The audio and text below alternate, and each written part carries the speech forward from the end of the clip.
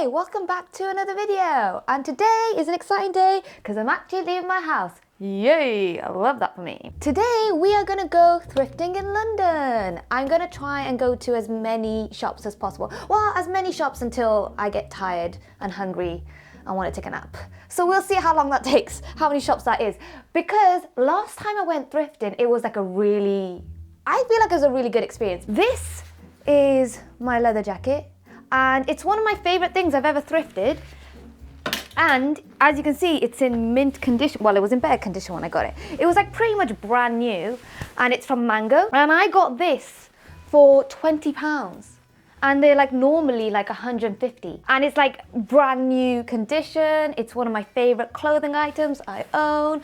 So like you can get some really good stuff thrifted if you know where to look. Do I know where to look? No. Will I try today though? Yes. I'm not really a expert when it comes to thrifting.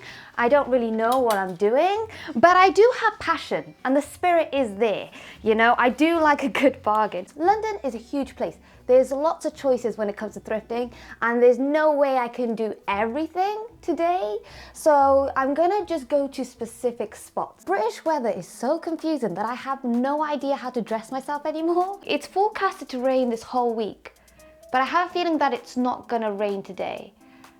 It's still hot, but it could be cold. I don't know. So this is the outfit I've gone for.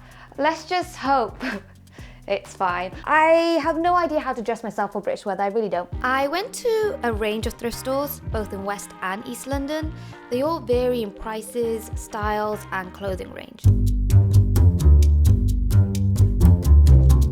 The first place I went to was Trade in Westbourne Grove. This is located in a really nice area in London, so this store has like a really good selection of brands. And there are also so many new items there that still had a tag on. The price range is reasonable for what you get. I saw this really nice skirt, which was like so cute, but sadly wasn't in my size.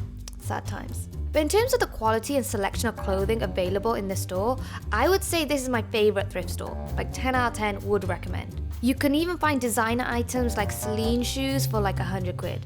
The next place I went to was in Notting Hill. I definitely do not fit into this neighborhood. I'm like the only brown person ever. But these houses, look at these houses. Worth like millions. Millions, I tell you. Really, really well-off neighborhood. Feel kind of awkward, not gonna lie. To check out their Oxfam store, which I think was catered to an older demographic and wasn't really my vibe, so I gave it a miss. And then I checked out retro clothing, which was interesting. It's kind of like this tiny place at the top, but then if you go down the stairs, you find a huge selection of the biggest mismatch of clothes. Prices were pretty cheap, but I didn't find anything I liked. Ooh. Day 2, and I ventured to the other side. I went thrifting in East London, which is a completely different experience. My first stop was the East End thrift store, which is by far the cheapest place I checked out. They have a great selection of clothing for like super cheap. Highly recommend. They had like Adidas jackets, Nike, lots of shirts, and lots of stuff was like £5 as well.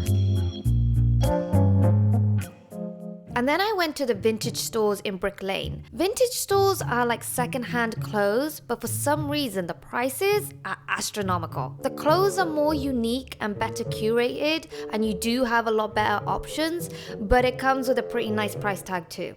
I do like the store Attica. It's a really great store, but again, the prices are a bit crazy in comparison to all the other stores I've been to.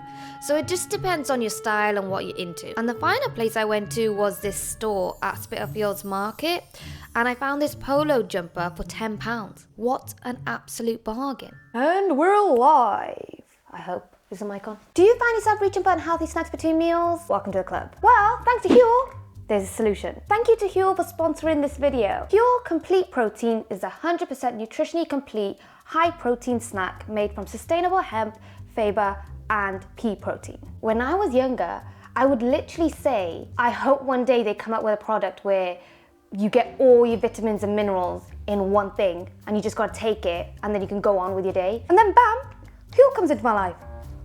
I mean, if that's not manifestation, I don't know what is. I'm having like a busy day where I'm like out and about in London. Huel's Complete Protein is an absolute lifesaver. Just a few reasons why I think it's so good. It's 100% nutritionally complete. We love that, get that nutrition. It's an easy source of fiber and protein. There's 20 grams of protein per serving. Contains 26 essential minerals and vitamins. It's low in sugar, and it's a great source of vitamin D and essential amino acids. The flavors that I've been trying out is the banana milk and salted caramel.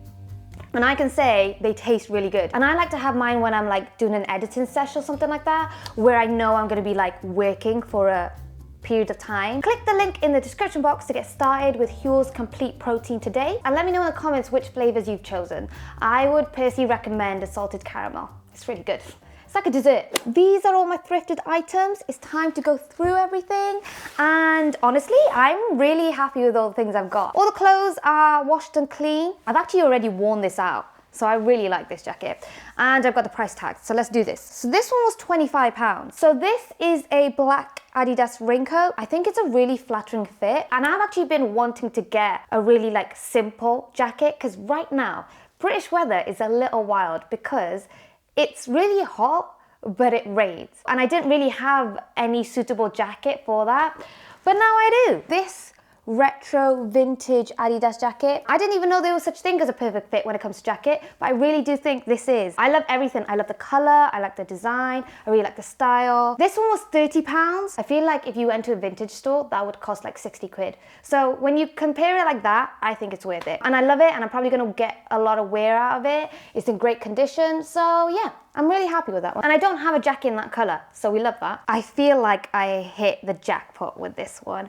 I am obsessed with the print. It's so flattering on. I'm just obsessed with this print, with this shirt, and it was only £14, which I think is an absolute bargain. We have to remember that we're in London here. For London prices, this is such a steal. I don't know what brand this is. Like, I'm obsessed with the print, but I don't know where I would go to look for something like this. Also, the good thing about thrifting is you find some really unique pieces. And I feel like everything I've got is like statement pieces. Like, I would say this is like a really statement shirt. Really happy with that. So it's an Abercrombie & Fitch jumpsuit in a size small, and this fits perfectly. And it's such a nice jumpsuit. This one was £19.99. Again, it's in great condition. It's basically brand new. It fits me like a glove.